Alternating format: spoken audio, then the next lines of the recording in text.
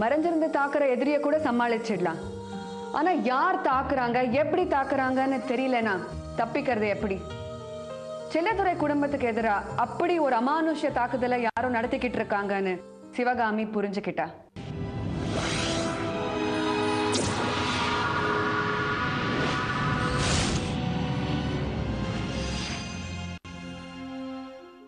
மூர்த்தி மாமாக்கு பைத்தியம் பிடிச்சது. மாமனார் இறந்து போனது. நாத்தனாரோட கரு கலைஞ்சது. புருஷன் பக்கவாதத்துல விழுந்தது. இது எல்லாத்துக்குமே ஒரு செய்வினைதான் காரணம்னு சிவகாமி நினைச்சா. ஆனா அதை அவளால உறுதிப்படுத்த முடியல.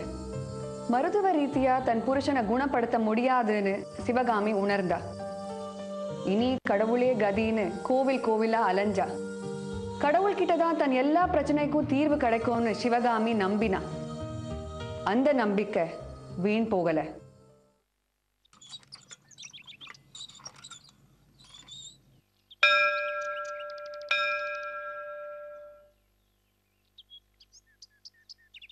யார் பேருக்குமா அர்ச்சனை? சின்னசாமி ரோஹிணி நட்சத்திரம். பண்ணிடலாம். சதமானம் பவதி சதாயுஷ் புருஷேந்திரியே ஆயுஷேவேந்திரியே பிரதிதிஷ்டதே.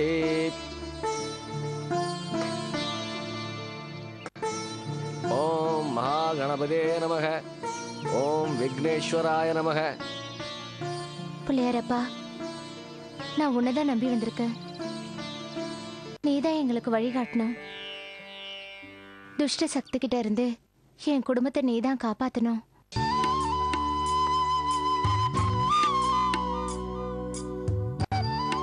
அம்மா,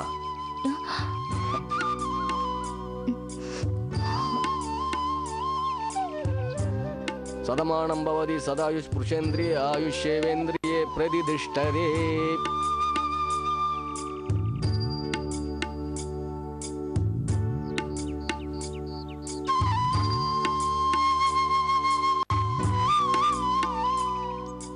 இந்தாங்க.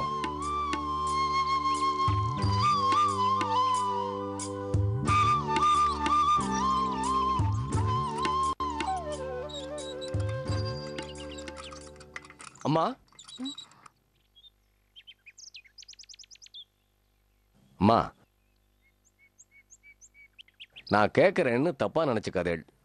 உங்களுக்கு என்ன பிரச்சனைன்னு நான் தெரிஞ்சுக்கலாமா? இத பாருமா, ஆண்டவன் நேரடியா வந்து யாருக்கும் உதவி செய்யறதில்ல. மனுஷங்களை தான் தன்னோட பிரதிநிதிகளா அனுப்புறான். உங்க பிரச்சனைக்கான தீர்வை ஆண்டவன் என் மூலமா கூட அனுப்பியிருக்கலாம்.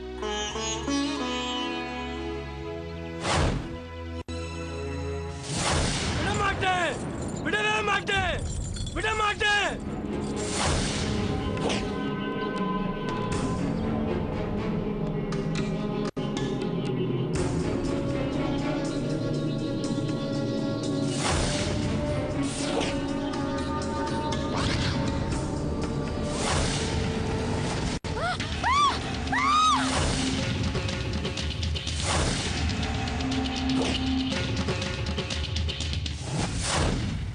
இதுக்கு மேல எழுகிறதுக்கு என்கிட்ட எதுவுமே இல்ல சாமி.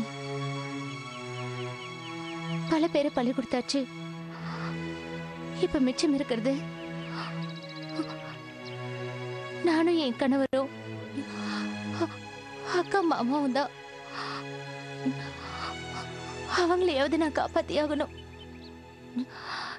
இந்த வினை தீர்க்கும் விநாயகர் எல்லா பிரச்சனைகளுக்கும் ஒரு தீர்வை காமிச்சிருவாருன்னு சொன்னாங்க. அந்த நம்பிக்கையில தான் அவரே கதின்னு நாங்க இங்க வந்திருக்கோம். உன் நம்பிக்கை வீண் போகாதுமா. நீ சொல்றத வச்சு பார்த்தா மனுஷ சக்திக்கு அப்பாற்பட்ட ஏதோ ஒரு துஷ்ட சக்தி தான் உன் குடும்பத்தை பாடாப்படுத்தின்னு இருக்குன்னு தோன்றதுமா. திருச்சியில ஸ்ரீனிவாச சாஸ்திரிகள்னு ஒருத்தர் இருக்கார். செய்வினை, சூன்யம், ஏவல், இந்த மாதிரி துஷ்ட சக்திகளை எல்லாம் எப்படி சமாளிக்கிறதுன்னு அவருக்கு நன்னா தெரியும். நீ அவரை உடனே போய் பாருமா.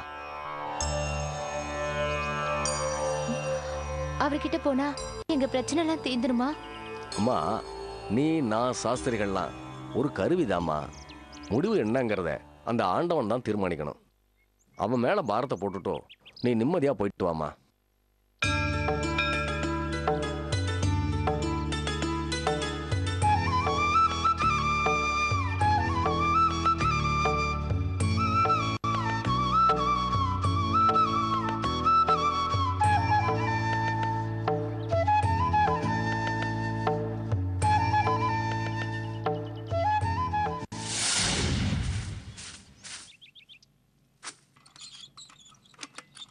வாமா சிவகாமி, கோயில்ல அர்ச்சனைலாம் நல்லபடியா முடிஞ்சிடுச்சா? முடிஞ்சதுக்கா. இந்தாக்கா பிரசாதம். அந்த வினை தீர்க்கும் விநாயகராவது தம்பி பிரச்சனை தீர்த்து வைக்கட்டும். அவரு பிரச்சனைக்கு மட்டும் இல்லக்கா, நம்ம எல்லா பிரச்சனைக்கும் ஒரு தீர்வு கிடைச்சிடும்னு எனக்கு தோணுது. என்னம்மா சொல்ற? கோயில்ல குருக்கள் என்ன பார்த்துட்டு அவரா என்கிட்ட வந்து என்ன பிரச்சனைன்னு விசாரிச்சாரு. அவர்கிட்ட நம்ம குடும்பத்துல நடந்த விஷயங்களை பத்தி சொன்னேன். ஏதோ ஒரு துஷ்ட சக்தியை ஏவி விட்டுதா இந்த மாதிரி எல்லாம் செஞ்சிருக்காங்கன்னு அவரும் நினைக்கிறாருக்கா. அதுதான் நமக்கும் தெரியுமே. அந்த சக்தியை எப்படி விரட்டி அடிக்கிறதுன்னு கேட்டியா? திருச்சியில ஸ்ரீனிவாச சாஸ்திரின்னு ஒருத்தர் இருக்காராம். அவரை போய் பாருங்க, துஷ்ட சக்திகளை விரட்டி அடிக்கிறதுக்கு அவரு உங்களுக்கு உதவி செய்வாருன்னு குருக்கள் சொன்னாரு. நான் போய் சாஸ்திரி பார்த்துட்டு வரட்டுமா? அவரை பார்த்தா நமக்கு நிச்சயமா ஒரு விடிவு காலம் கிடைக்கும்னு நான் நம்புறேன். தாராளமா போயிட்டு வா சிவகாமி. அவரை பாக்குறதால நம்ம பிரச்சனை எல்லாம் தீரும்னா உடனே கிளம்பு. இன்னைக்கு ஒரு முடிவு தெரிஞ்சிடணும். உன்னை கொன்னு உன் ரத்தத்தால நான் அபிஷேகம் பண்ணிக்கிறேன்.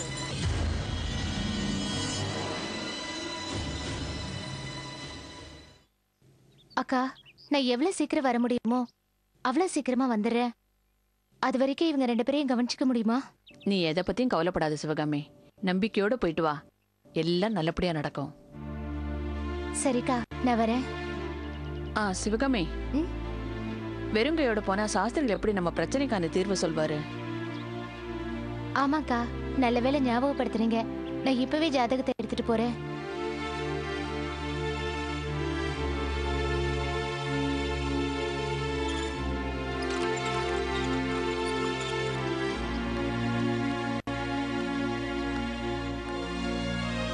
எல்லாரோட ஜாதகத்தையும் எடுத்துக்கிட்டியம்மா? எல்லாருடைய ஜாதகத்தையும் எடுத்துக்கிட்டேங்க்கா. கிளம்பு சிவகாமி.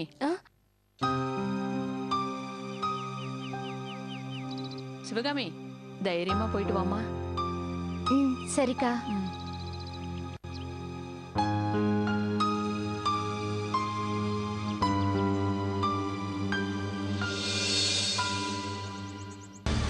சூழியம் ஒரு சிறிய இடைவேளைக்கு பின்